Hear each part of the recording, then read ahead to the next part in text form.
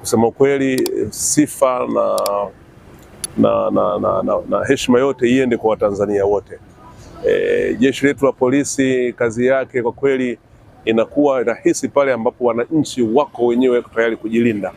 Na nimesema jukumu la jeshi la polisi ni kuhakikisha inawalinda wananchi wao na mali zao, lakini bila wananchi wao kuanza kuzilinda mali zao na kujilinda wenyewe, usalama utakuwa mdogo. Kwa hiyo nichukue nafasi hii kuwapongeza sana wananchi wa Tanzania. Tuendelee kuipenda nchi yetu na tuendelee kuthamini mafanikio yetu haya, na kama kuna changamoto basi tuendelee kuzijadili na kuzizungumza kuliko kufanya yale ambayo yalitokea siku za nyuma.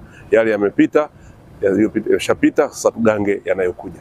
Kwanza, ulinzi na usalama ni jukumu la vyombo vyetu vya ulinzi na usalama, ikiwemo jeshi la polisi, na ulinzi uko siku zote,